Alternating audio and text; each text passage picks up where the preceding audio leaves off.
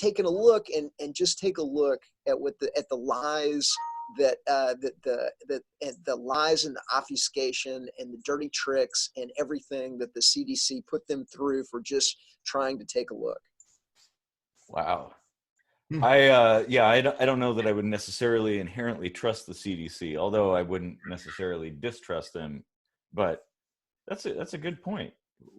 So we're coming up on like an hour, and being the moderator, I should probably kind of rein things in a little bit. So why don't we, Casey? What kind of thoughts can you add to this, kind of to conclude?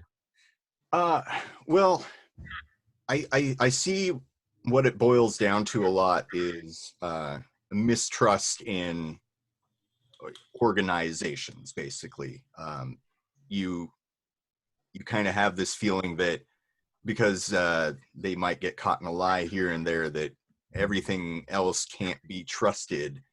When it comes to the safety of these ingredients, I mean, you're not just talking about covering up safety studies on vaccines, but you're talking about covering up, like, even creating the SDS, the safety data sheet for each of these individual chemicals, and that say, oh, they're not harmful. Well, you're claiming that they are, even though there are countless individual studies. Like, if you break this into little pieces and follow all those little pieces, like, you could spend years and years and years just going down all the different rabbit holes of peer-reviewed data that says what the majority of scientists across the world are saying, and that these are safe. There's no causative correlation to any of the things that are being claimed, and it's easy to look at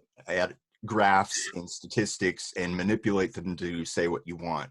It's easy to go to a .org site that lists a bunch of sources and assume that they're not taking their own spin from each of those conclusions and twisting them into a skein of their own agenda. Like, if you're going to think that the government has an agenda, you've also got to understand that the other side of the coin has their agenda as well.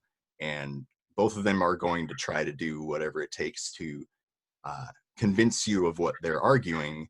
But when it boils down to it, the more likely solution is usually the correct answer. And when you've got all these scientists saying, like, look, what you're saying doesn't even make sense. Like, I couldn't possibly, this would have been like 20 hours long if I sat here and was like, well, that's not how developmental biology works. That's not how biochemistry works, blah, blah, blah.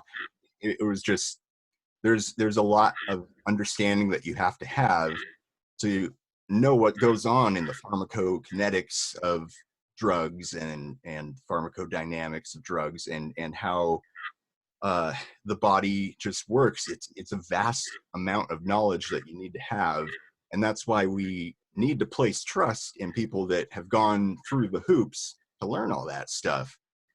And if you want to play the numbers game, like, why not go with the vast, overwhelming majority that says, hey, these are safe, and people aren't dropping dead, people aren't walking around like mindless zombies. I mean, cell phones aside. and autism isn't a debilitating disease that prevents people from having a full life. I know an autistic guy who, after I wrote my book, he wrote a book.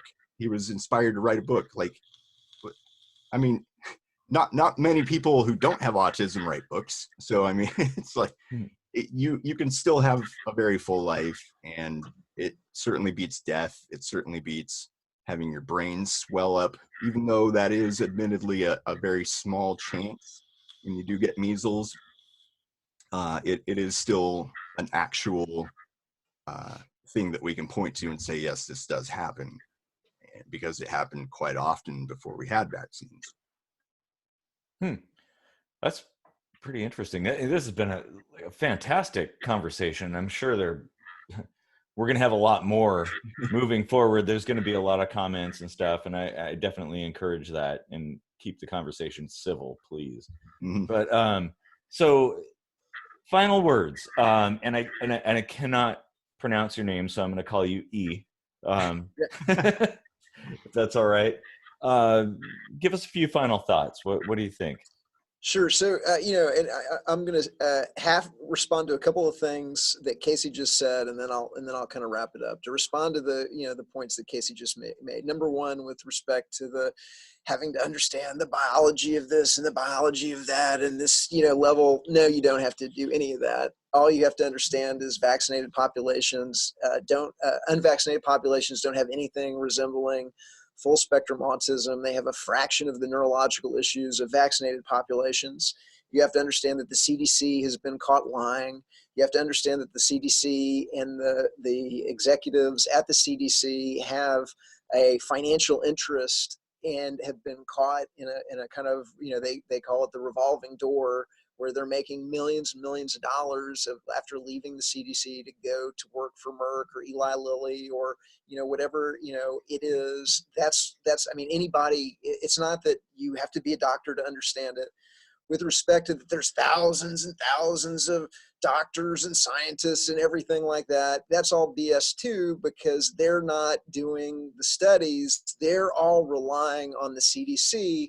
And the CDC, in the overwhelming vast majority of the cases, isn't doing any studies themselves